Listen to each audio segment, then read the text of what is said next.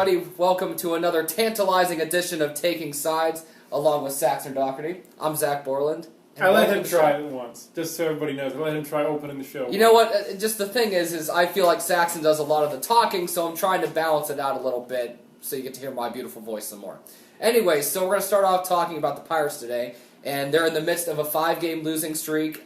They got swept by the Cubs. They lost the first 2 games to Milwaukee, and they're currently losing right now 1-0 at home to Milwaukee. Let's check what they're doing right now. He's going to check the live scoreboard. It looks like it's still 1-0. It's still 1-0. We're recording this as this game is going on, so that could change at any second. But as far as we know right now, they're still losing. They're still losing a 5-game. Yeah, they're on pace to lose number 6. And that's not good. That's not good. Not right now. Well, it's better than the umpiring, maybe. That's true. We'll get what's this topic for another day. But, yes.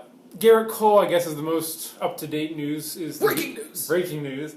He will be coming back, hopefully, in a couple weeks. Maybe less than a couple weeks. 8 days. Yes. So September 12th. Yeah, Clint Hurdle announced today, before the start of the game, that September 12th is the day that Garrett Cole will come back on the mound. It's a start against Philadelphia, so he should ease his way back in. Yeah. Theoretically, ease his way back in to Major League pitching. Yeah, he's been throwing some bullpen sessions. I think he's been throwing like 30 or 40 pitches without any problems, so that's a good sign. I think he's kind of happy that there was no major damage to his elbow or shoulder when they... Only to his ego. Yeah, to his ego. That's great.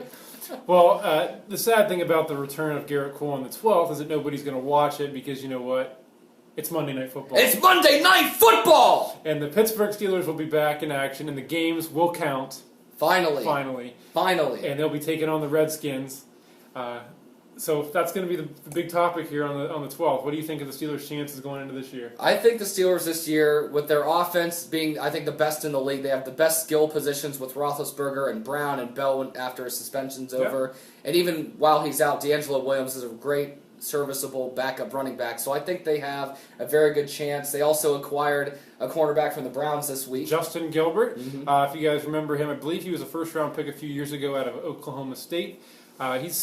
Hasn't been anything spectacular in his time with the Browns, and he just suffered a concussion during the last 2 weeks of the preseason, so he's still kind of in the concussion protocol. So who knows if he's going to be ready right off the bat or not, but they just want to have depth in the secondary because the Steelers really, that's kind of their one point of weakness at this point. But we're going to get into more of the Steelers stuff later. We're actually going to do a special episode that I'll post after this. It'll be just our season preview of the NFL now that the dreaded preseason is over with. And mostly everyone is still injury-free.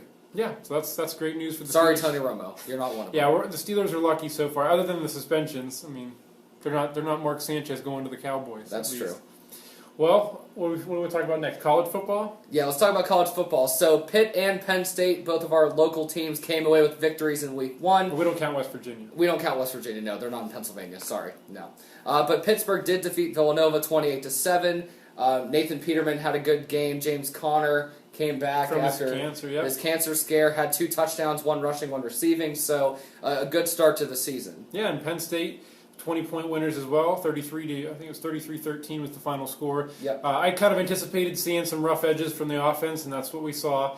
Trace McSorley is first-year starter now that Christian Hackenberg has moved on to the NFL, and then you had the new offensive coordinator kind of contributing to that too. But they made some plays. The defense was great throughout the whole game. But now next week, we really get to see the best of these 2 teams because they'll be meeting up at Heinz Field. That's true. They will play on Saturday at noon at Heinz Field. It'll be on ESPN. Our own sports editor is going from where we work at the Derrick, so it's a big event. Tune in. Doesn't happen that often, so take it all in while you can. So do you want to make a prediction for that game? Can't go against Penn State. I'm going to say Penn State 20-17. Well, if you guys know me well enough, Pitt and Penn State, you usually should just pick one or the other as the team that you follow. But I've been kind of riding the fence since I was a kid because they never played each other. I just said, I'll just watch both and root for both.